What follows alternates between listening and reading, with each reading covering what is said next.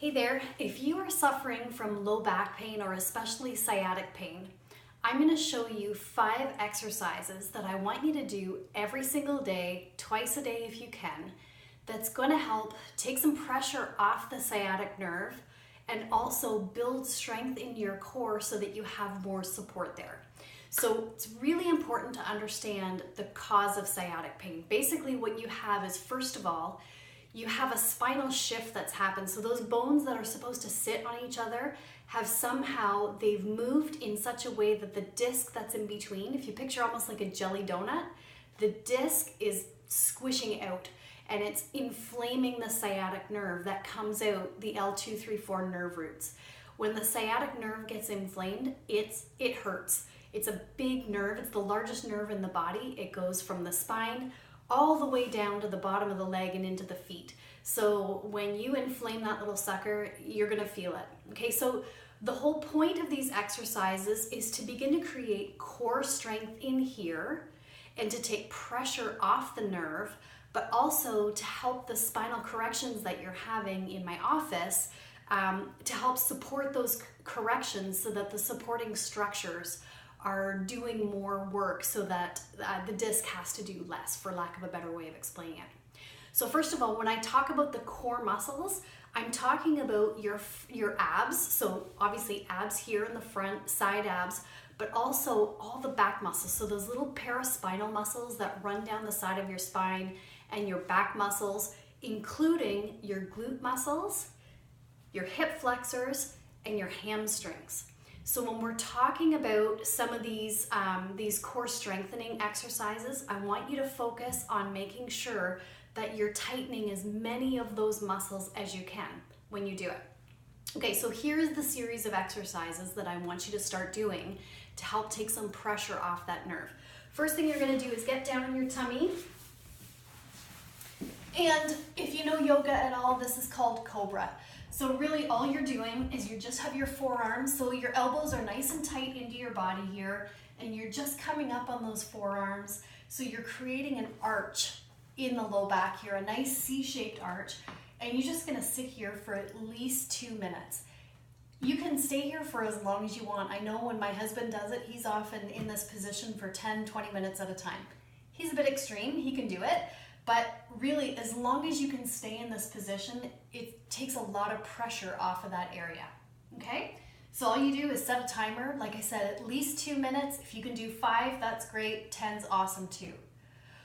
Once you're finished here, the next position that I want you to go into, these are called pointers. So you're just gonna come up. You wanna make sure that your knees are under your hips and your hands are underneath your shoulders, okay?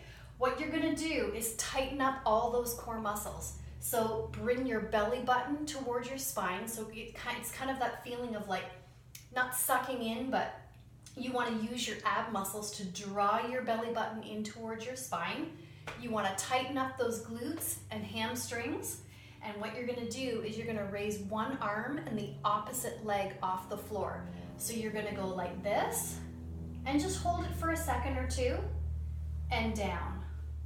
And like this, so next side and down. And you're just gonna alternate that through, tightening those core muscles, holding for a second or two at the top and down. You wanna do 5 on each side, okay? And making sure that you're really tightening those hamstrings and glutes and abs as you're doing it. Okay, so those are called pointers. The next thing I want you to do is go on your back. These are called glute bridges. So one of the things that I find when people have sciatic pain or chronic low back pain is that often their hip mobility is reduced and their glute muscles are really, really tight. So one of the things we're gonna do is sort of strengthen up that entire area. Let me just move down a little bit here. Okay, so with the glute muscles, or with the glute bridges, what you wanna do is really work on tightening those hamstrings up and the core area and squeezing those glutes in as you come up. So the first thing I want you to do is draw that belly button in towards your spine, tighten up in here and especially in the hamstrings here, and you're just gonna come up. You're forcing everything up. So think about bringing your belly button up toward the ceiling. Hold it for a second or two and then down. I find this is really tiring. So if you're feeling tired when you're doing it, that's normal. So I would do 10 of these, but if you find that after 5, your body feels done, work up to 10. So start at 5 and go up to 10. But ultimately, if you can get to 10, that's great. You're coming up, tight, tight, tight, holding, and down. And when you come down, make sure you let go. Make sure you relax it all. Okay, next thing, spinal twist. So while you're down in that position, what I want you to do is stretch your arms out. You can let one foot go, and basically you just want to take that one leg and bring it over. Try and keep the opposite shoulder. So this one on the far side, you want to keep it on the ground. So you want both shoulders staying in contact with the ground. This knee doesn't have to touch the floor or anything like that. You just want to bring it over so that you feel that stretch in your spinal muscles as well as in the glutes. Okay, and then you switch sides. So hold it there and then switch sides. Hold it for, say, 30 seconds on each side, and then just do it again. And hold it 30 seconds. Make sure those shoulders stay on the floor, and hold it.